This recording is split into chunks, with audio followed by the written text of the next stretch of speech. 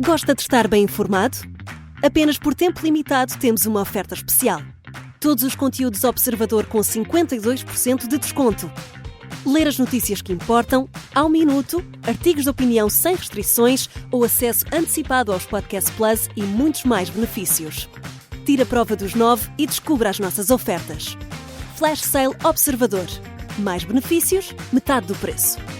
Assine agora em observador.pt por 1 ano com 52% de desconto. Esta é a história do dia da Rádio Observador. O que é que Donald Trump vai mesmo fazer a 14 milhões de imigrantes ilegais?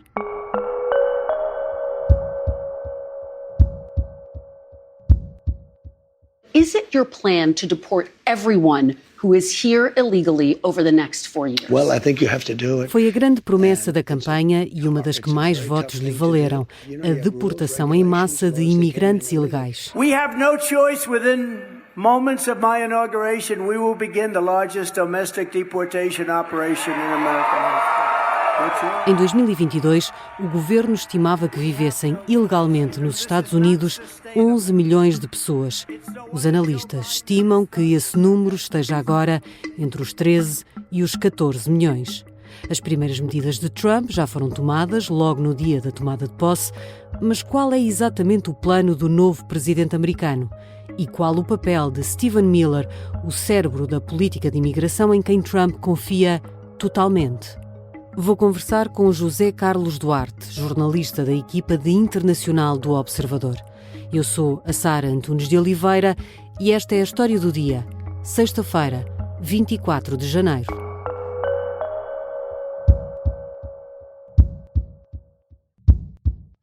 Bem-vindo, Zé Carlos. Olá. Começamos pela figura central nesta futura estratégia de Donald Trump. Quem é Stephen Miller? Stephen Miller é o conselheiro sénior na área da segurança interna e atual adjunto de Donald Trump, nesta segunda administração, sendo que ele na primeira também tinha sido conselheiro do presidente. Ele tem 39 anos, nasceu na Califórnia e nasceu num ambiente virado à esquerda. Os pais dele pertenciam ao Partido Democrata. Ele cresceu num ambiente culturalmente muito diverso, onde havia grandes comunidades imigrantes, só que ele desde muito jovem se assumiu como um conservador, desde adolescente, que andava na escola secundária. Ele sempre esteve mais à direita do que propriamente todo o ambiente em que ele cresceu. Ele assumia desde muito jovem posições muito polémicas e que contrastavam bastante com todo aquele cenário de praia, da Califórnia, mais progressista em que ele tinha nascido. Ele também escreveu logo desde muito cedo para jornais muito ligados à direita e, portanto, sempre foi uma pessoa com um percurso muito vulgar, ou seja, ele nasce num ambiente muito progressista, mas vira completamente e neste momento é um membro da ala mais radical do Partido Republicano. Faz todo esse percurso, como é que entra depois no círculo mais próximo e mais influente de Donald Trump? Ele, quando sai da universidade, já era uma figura mais ou menos consensual no Partido Republicano, já era bastante conhecido, já tinha estado, por exemplo, na Fox News a fazer comentários, e vai trabalhar para uma congressista de Minnesota, mas a grande oportunidade da vida dele, e o que acaba aqui por mudar e por definir o seu rumo, acontece em 2019, quando vai trabalhar para o Departamento de Comunicação do senador do Alabama. Jeff Sessions, não é? Exato, sim. E este senador tinha uma mensagem muito parecida a Donald Trump, especialmente na área da imigração, e portanto, neste contexto, Steve Miller acaba por ser a pessoa certa no lugar certo. E depois o tempo vai passando, os anos vão passando, e quando Donald Trump assume que se quer candidatar às primárias do Partido Republicano em 2016, ou seja, isto antes das presidenciais, este senador do Alabama é o primeiro a anunciar que apoia Donald Trump na corrida, e Steve Miller também ficou agradado e também apoia Donald Trump. E na altura há aqui outra personagem que se chama Steve Bannon, o grande ideólogo Donald Trump, uma das figuras mais importantes no primeiro mandato e que ajuda Donald Trump a chegar à política, que reconhecem Steve Miller um talento e convence Trump a deixar entrar para a sua equipa na altura ainda das primárias republicanas, e Steve Miller começa a escrever os discursos para Donald Trump durante a campanha para as primárias, depois para a campanha das presidenciais, e depois, quando ganha as eleições, torna-se conselheiro de Donald Trump. Portanto, há aqui um percurso em que os dois se foram dando muito bem, em que os dois partilhavam as mesmas mensagens políticas e em que Steve Miller via em Trump alguém que cumpria a agenda que ele sempre defendeu no passado, desde muito jovem, e Donald Trump era a representação política daquilo que Stephen Miller queria ver na política. O espaço que foi ganhando no Partido Republicano e também com Donald Trump tem muito a ver e deve muito à visão que ele tem sobre a política de imigração. Ouvimos-lo dizer agora mesmo: a América é para os americanos e só para os americanos. Que visão é esta? É muito restritiva. É uma política migratória em que não há requerimentos de asilo a entrar nos Estados Unidos, os imigrantes ilegais são todos deportados para fora dos Estados Unidos.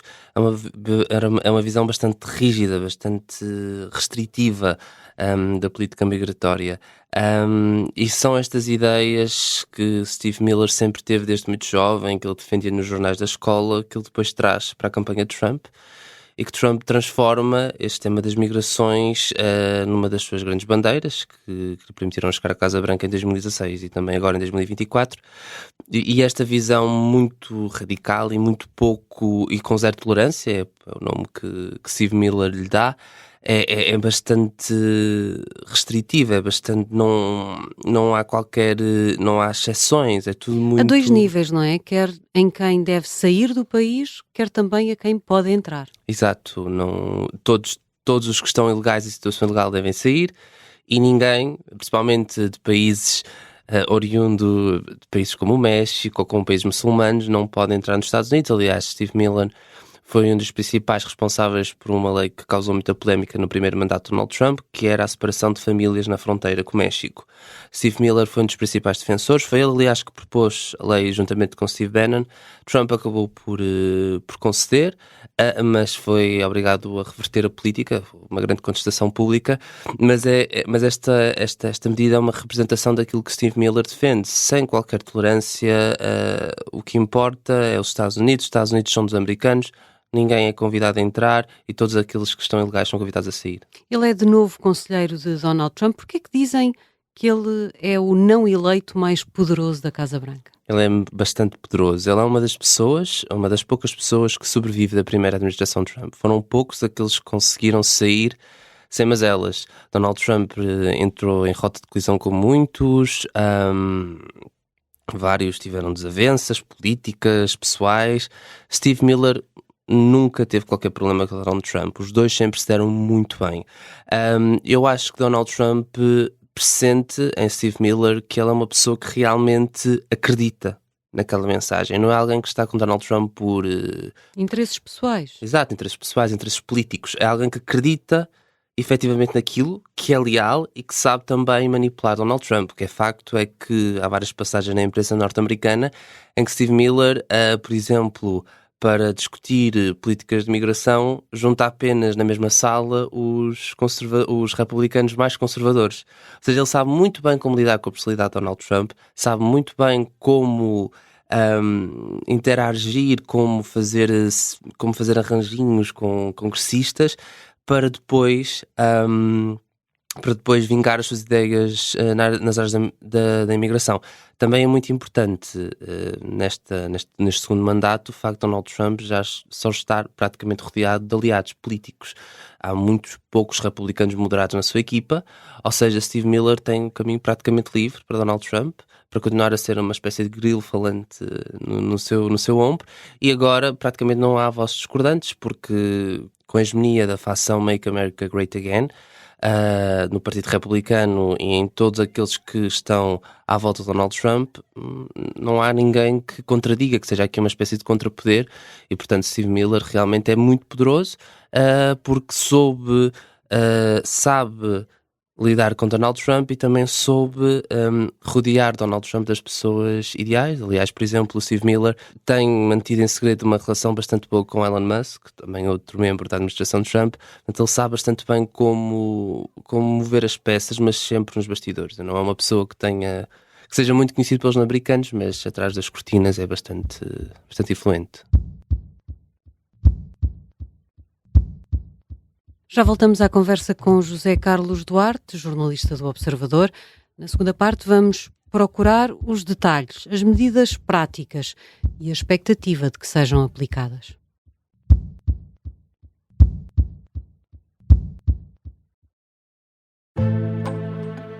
O sargento na cela 7. O homem na cela 7 escapou à morte por pouco.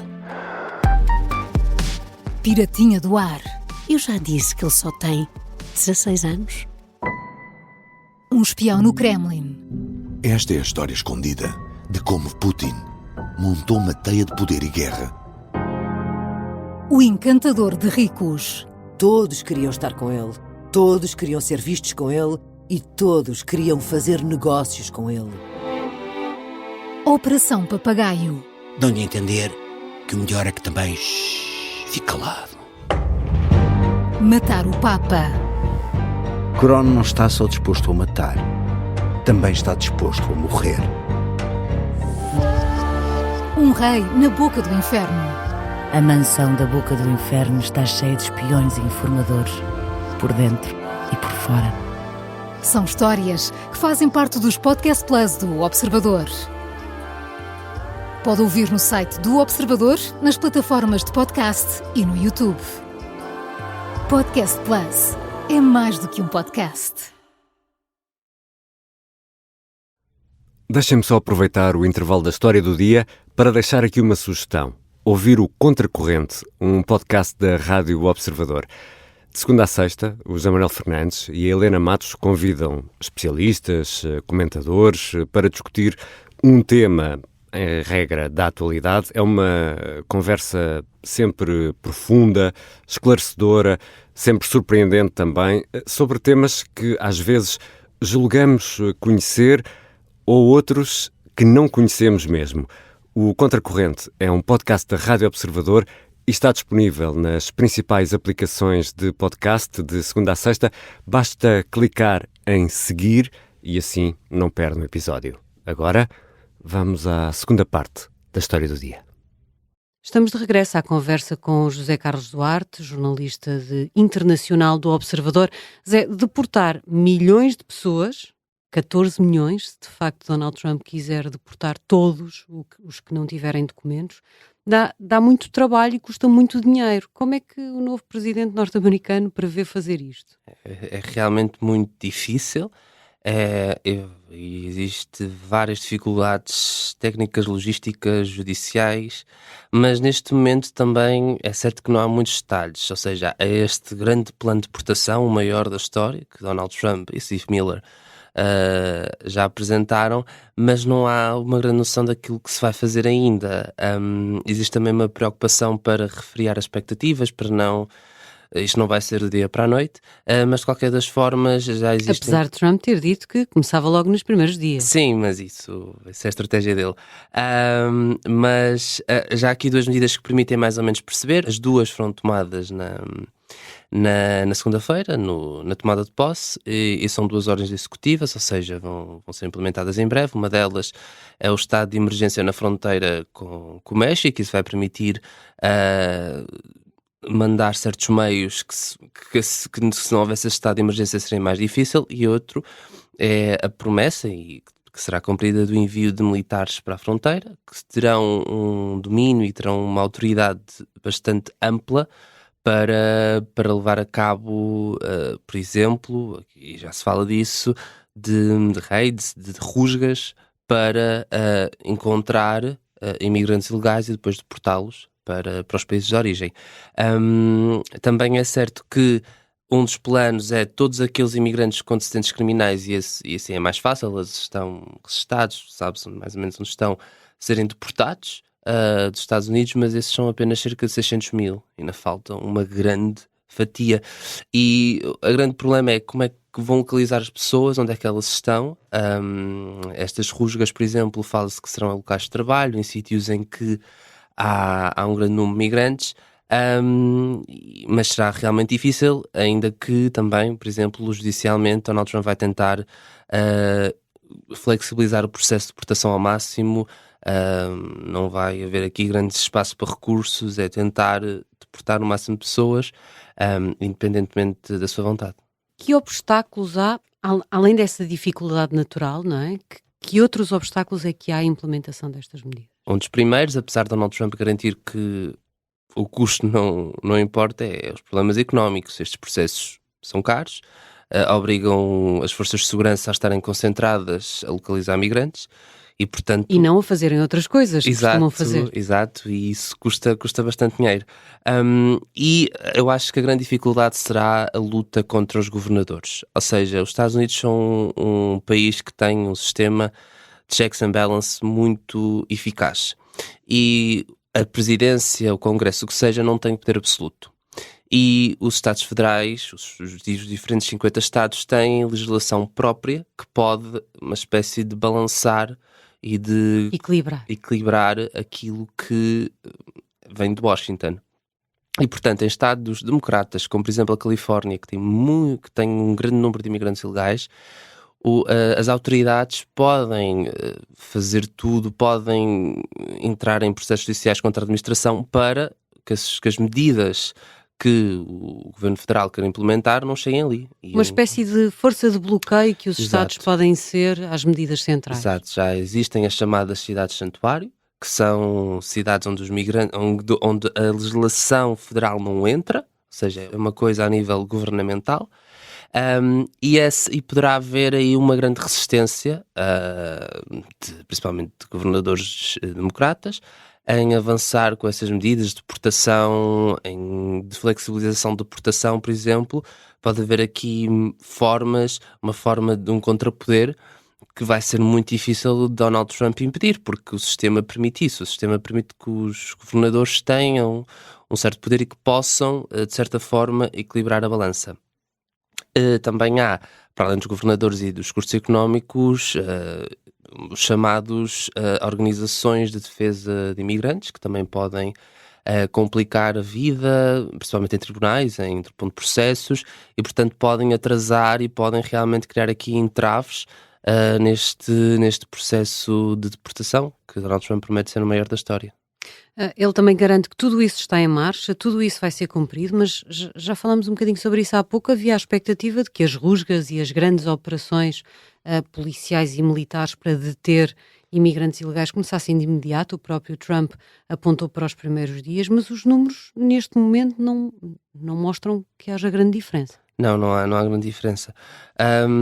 E eu acho que sim, que foi uma das estratégias, foi uma coisa que esteve muito presente na campanha, vai ser desde logo do primeiro dia, mas Donald Trump é assim, ele promete algo maximalista, algo de grande, e depois, ao longo do tempo, aquilo vai encontrando sem problemas. Porque a verdade é que fez isso no mandato anterior, no mandato que teve, e deportou até menos pessoas do que Barack Obama. Exato, ou seja, este objeto, uma coisa que ele diz, outra coisa que ele faz. Ele sabe perfeitamente que em campanha pode fazer as promessas que quiser, mas que depois no terreno as coisas serão muito complexas, até pode flexibilizar, até pode agir e contrabalançar o poder dos governadores, mas o que é certo é que é algo bastante complexo, ou processos bastante complexos e que têm, obviamente, aqui grandes opositores, os democratas e a sociedade civil.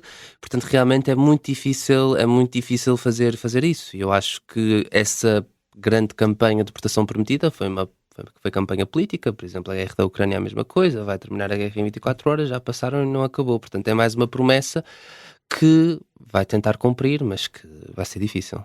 Falavas aí da oposição dos democratas, mas há também republicanos, eventualmente os mais moderados, preocupados com a imagem que tudo isto, se for cumprido, assim pode criar.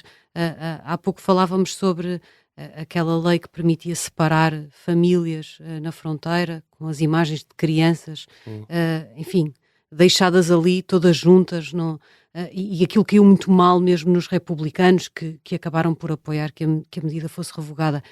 Não há gente preocupada, mesmo dentro do Partido Republicano, com a repetição desse tipo de riscos? Eu diria que não. Eu diria que os republicanos já têm o assunto das migrações muito bem estabelecido. É a linha Donald Trump é a linha oficial do partido.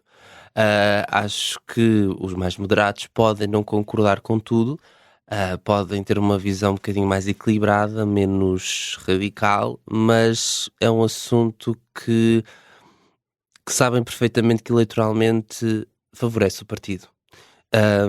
Principalmente em zonas, nos swing states, em todas as regiões, assim, há realmente aqui as migrações são um tópico que Donald Trump soube bastante bem aproveitar para chegar onde chegou, e eles não querem opor-se a essa estratégia. O assunto acho que está mesmo pacificado, e também existe o facto de a facção Donald Trump, a facção MAGA, estar cada vez a assumir a hegemonia do partido. Ou seja, não só os moderados são menos, como o número de pessoas que defendem as políticas de Donald Trump são cada vez em maior número. Portanto, o Partido Republicano não diria que vá levantar grandes problemas a estas medidas. Podem sofrer, mas vão aceitar. Sim, podem não concordar, mas sabem que eleitoralmente estariam a dar um tiro no pé. Portanto, vão manter a mensagem oficial. Obrigada, Zé. Obrigado.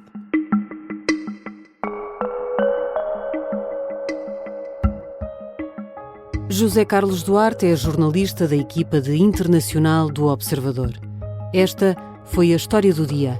A sonoplastia é do Pedro Oliveira, a música do genérico é do João Ribeiro. Eu sou a Sara Antunes de Oliveira. Até amanhã.